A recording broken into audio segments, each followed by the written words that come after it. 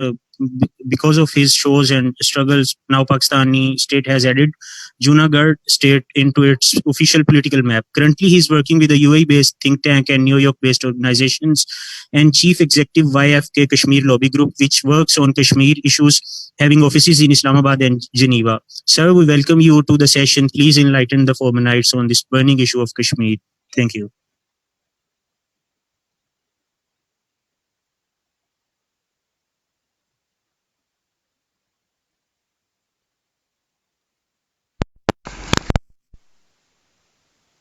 Thank you very much. I hope you can hear me now.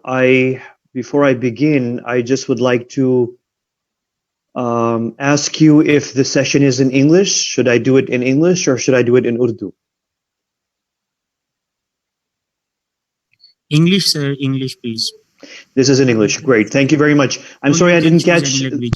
Yes, thank you very much. And thank you very much. I hope you can hear me now. You had a very interesting situation with some of the hackers who tried to bomb your session a few minutes ago. So that was interesting, but that's usual. It happens. I've seen it many times, so it's normal. So anyway, we'll make this very quick. And normally, when we talk about Kashmir, it normally gets sort of very traditional and even in ways I would say boring, because it's an issue that we've been talking about for many, many years. And somehow, whatever you hear, and whenever you hear someone speak about Kashmir, it's usually the same. It's usually the same talking points, the same things, and it often gets boring. And this is a risk with any conflict that has been running for a long time. So one of the first things that people like me, for example, and even, for example, people in the government and in the Ministry of Foreign Affairs in Islamabad, one of the first things they struggle with is actually the boredom factor. And it's not just within Pakistan, it's also internationally, because even when the moment you bring the Kashmir word at any forum, whether it's a conference or just a meeting, and you see people rolling their eyes. So, because it's been running for so many years, it's been decades, and people have developed this, this thing where they get sort of bored and roll their eyes, and, here we go again, the same conflict. There's an endless conflict, and there's no end in sight to this conflict. So it's one of the things that we struggle with, and people like me always struggle with. So I'm going to keep this very short, and we'll keep it interesting and short. And I'd like to actually hear more from you. Let's make this interactive. I'm just going to present before you, I would say 4 or 5 very quick points that hopefully, from my viewpoint, would give you an idea. Of course, I do not represent the government, but we work very closely with the Ministry of Foreign Affairs of the government of Pakistan. We work very closely with the government of Azad Jammu and Kashmir in Muzaffarabad. And of course, we work very closely also with the United Nations, and me and my colleagues. And there are many people who are working on this. We have many colleagues there are many Pakistanis, and there are many Kashmiris. You might see in Pakistan, for example, lots of protests and conferences and lots of speeches. Yes, that's of course public engagement, but there's a lot going on behind the scenes, and has been going on, I would say, for the past 1 year, and also since 2016, ever since Kashmir shot up to global prominence once again after being, out of the radar and off the radar for several decades. So, and this is the point I would like to begin with. This is a very key point. It's very important for me to tell you, and it's very important for Pakistanis to understand. We need to make Pakistanis understand, including politicians, including even sometimes policymakers, that the international community has shifted and changed its position on Kashmir and on India in the past 4 years. And all the grievances that we had in Pakistan for the past 6 or 7 decades, about international media being silent on what's happening inside Kashmir, about international media being silent on Indian human rights violations inside Kashmir, about the international community and media being silent on human rights violations against minorities inside India itself. All these points now no longer true. I mean, the international community has changed its position. So, for example, let me just give you an example. I think just 4 or 5 years ago, it was impossible to find any major international media outlet publishing reports on human rights violations by Indian military inside Kashmir. That's no longer true now. And now, for example, you have very, very influential international media outlets doing that. This is a big and huge change. Just 2 or 3 years ago, I know this because I've been working on this for the past 7 or 8 years. There was no way I could write an article criticizing the policy of the Indian government inside Kashmir or the policies of Indian government toward the Indian minorities. I could not find an international outlet that would publish such an article. That is no longer true now. And now, in fact, we have more people writing on rights violations by the Indian military and by the Indian government in international outlets. And of course, everybody knows New York Times, many of the British media outlets, many of the European media outlets, TRT World, which is a state-run channel of Turkey but has an international reach. Al Jazeera in Qatar, also a hugely influential outlet. Even a country like Japan. I mean, imagine this: Japan has a very, very close relationship with India, and both countries somewhat share suspicions toward China. But despite that, for the first time, we've seen in the last 1 year very influential Japanese media outlets covering critically the role of the Indian military inside Kashmir.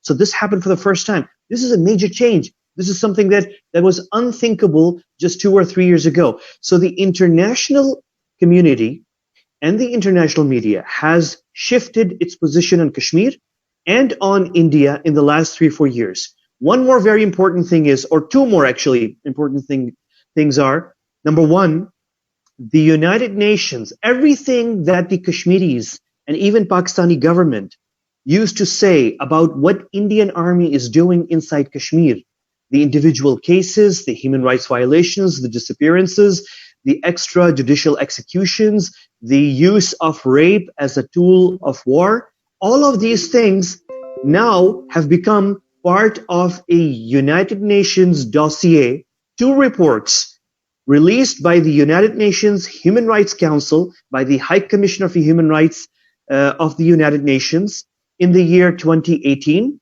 and the year 2019. These are not ordinary reports. These are, you could say in one way, an international criminal case has been prepared against India with these 2 reports released by the United Nations. And these are amazing reports. I mean, I wish we don't have time for that. But in these 2 reports, there are cases, individual cases, there are names of people, of Indian military officers who have been involved in individual cases inside Indian occupied Kashmir. It's an amazing document, well researched, well documented, and backed by proofs from within the Indian judicial system. So you have, for example, killings of Kashmiris or rape cases by Indian soldiers in Kashmir, and cases cases were registered with the Indian police or with the Indian courts, and those cases have been quoted by these 2 reports of the United Nations. So these 2 reports basically constitute a criminal case. So if in the future, if ever there is a sort of a case against the Indian government, these documents would act as evidence. So this is a major, major development. It's very important.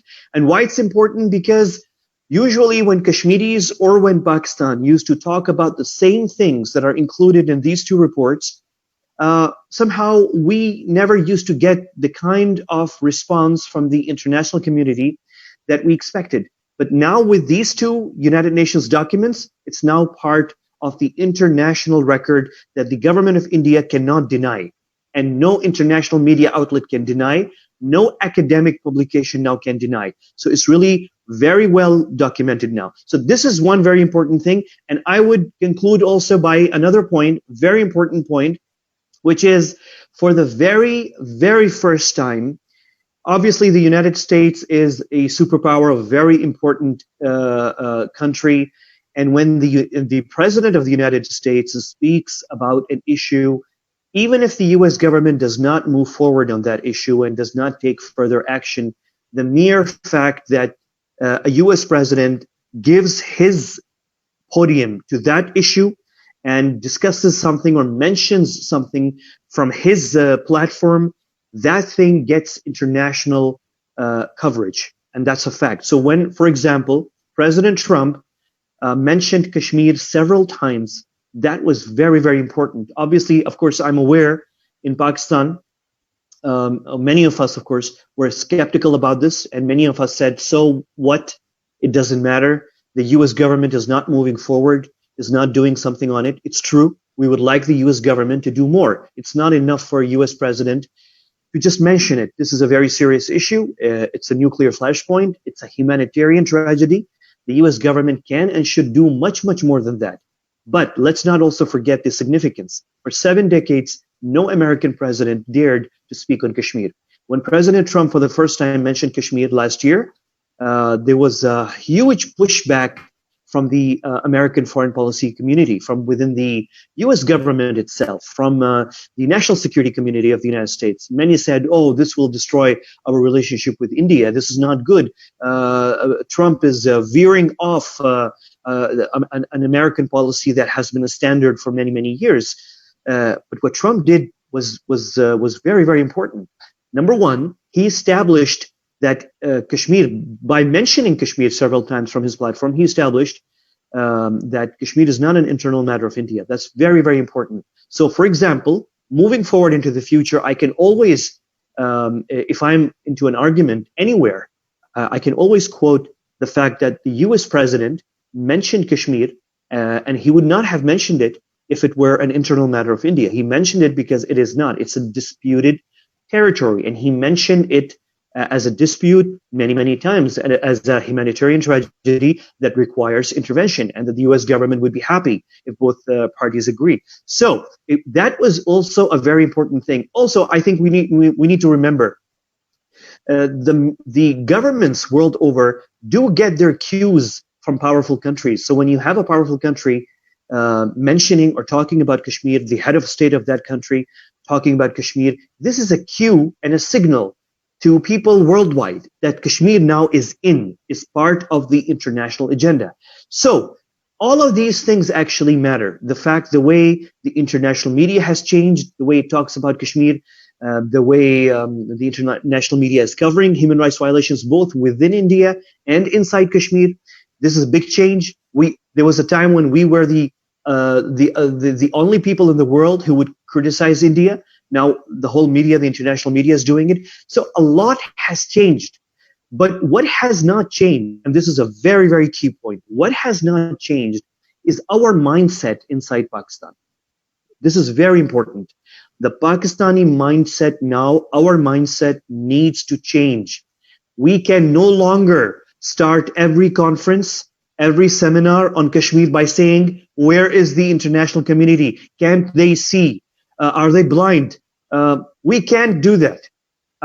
As a journalist, I can tell you, the international media, I think, is covering Kashmir conflict much better than the Pakistani media.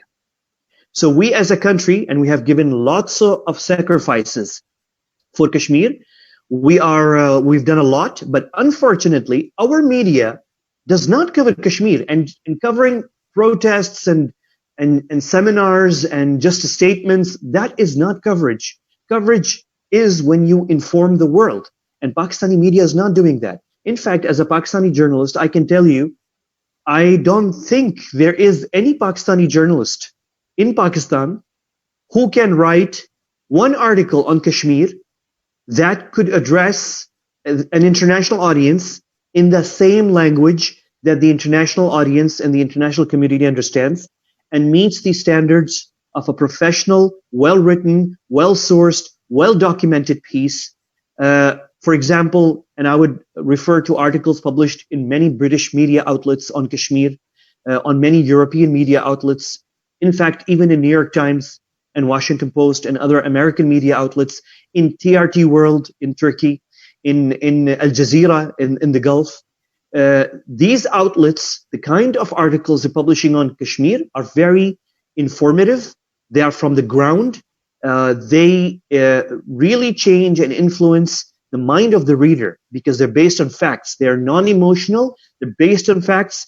And some of them do it with great difficulty. For example, the Indian government has prevented New York Times, has prevented Al Jazeera from accessing Kashmiris on the ground. And the Indian government created hurdles for both the American media and even for other outlets like Al Jazeera and others to access Kashmiris. But despite that, and I would like to commend Al Jazeera, and I would like to commend and praise New York Times that despite the actions taken by the Indian government to prevent access to Kashmiris on the ground, these media outlets actually continue to convey to the world the picture from inside Indian occupied Kashmir. And I will tell you, and with sadness as a Pakistani, that Al Jazeera and TRT and New York Times convey the picture from inside Indian occupied Kashmir to the international community in a much, much better way than the Pakistani media does. We are not ready. So despite the fact, and of course, you know, when I criticize, I'm criticizing ourselves here, I have to mention this. Pakistan's readiness and preparedness to stand by the Kashmiri people is second to none. And especially our military readiness and preparedness is second to none. Our military has been ready and prepared to face off with India, and we've shown it. We've shown it to the world. We've shown it last year when we downed the Indian jets and captured at least one of their pilots. We've shown that we are ready. So militarily, Pakistan is ready. There's no question about that. But where we are not ready is in terms of mindset, in terms of our media, and somewhat, I would also say, in terms of our diplomacy. We have limited ourselves. I would like to see, as a Pakistani, I would like to see my country's diplomacy embracing the world. We need to open up to the world. For the last 20 or 30 years after the Cold War, after being an ally with the international community, with the West, with major powers in the defeat of communism, and especially in the defeat of communism in Afghanistan, after that, we sort of withdrew from the world somewhat. We've become too busy and engaged in our domestic politics. And this happened over the last 3 decades. And let me remind you, over the same period of time, India and China, who used to be closed countries, opened up and embraced the world. Right now, for example, in American universities, which are some of the best in the world, the highest number of foreign students are from China. The second highest are from India. You have many Russian scholarship students. You have many Saudi scholarship students. You have many Turkish scholarship students. You have many Japanese scholarship students because these countries understand the importance of building bridges with the sole superpower. And also, you know, the American universities also act as platforms where people from around the world, people who later go back and maybe assume important positions within their governments, within their diplomacy, within their civil society, within their business. So